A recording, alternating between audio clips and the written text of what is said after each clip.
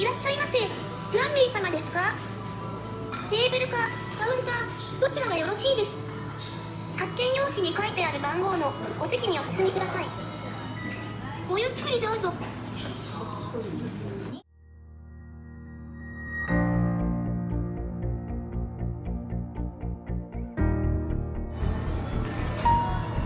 Hi guys, welcome to my channel. This is Japan Talk and KJ Vlogs.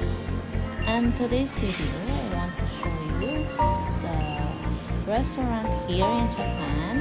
We eat sushi today, ramen and sushi.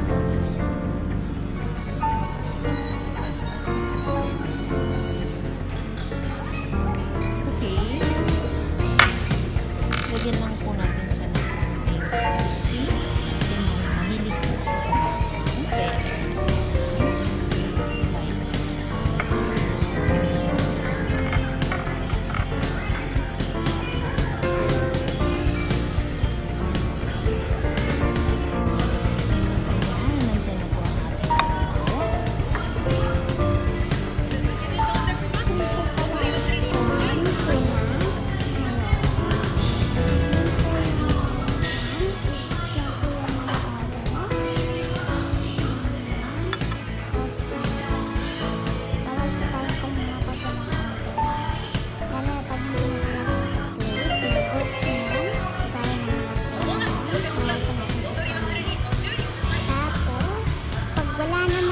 Sa plate, pwede natin siyang kunin kasi wala siyang order. That means nakalatan lang siya dyan sa baba.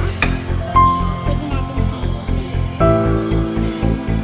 Kaya ko kaya mag-gusto ngayon, but I want to eat sushi because sushi is my favorite here in Japan. Lagi po akong pupunta dito, kumakain ng sushi and alone.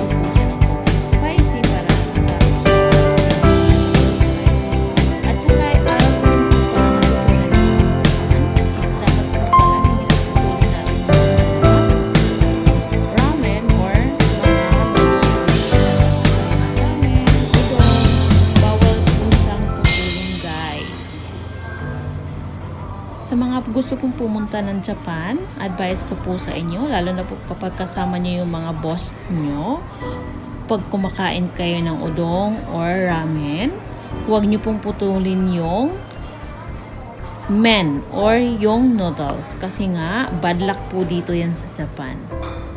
Yun ang natutunan kong manners din dito sa Japan. Bawal din daw putulin yung mga noodles.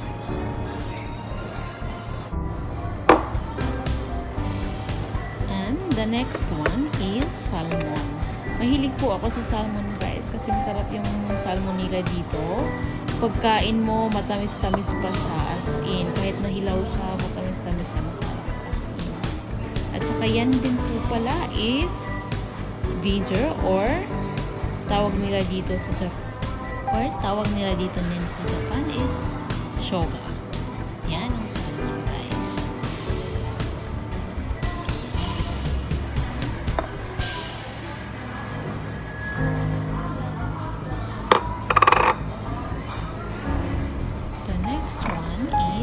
Salmon siya, yaki salmon naman siya. Masarap siya guys. Yan yung binabalik-balikan ko dito pag kumakain ako. Ito naman siya is wasabi. Para po may lasa yung kinakain natin, yung sauce. Yan, wasabi. Yan naman po, tuna, corn with mayonnaise. Tuna naman po is beef carby.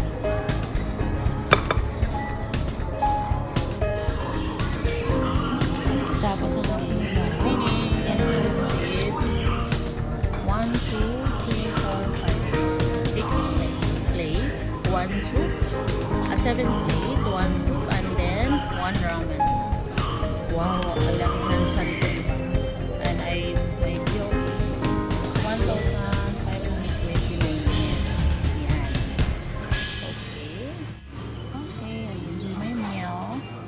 watching, guys. And if you're not yet subscribe my channel, please subscribe my channel and click the notification bell down there para po updated kayo for my new videos.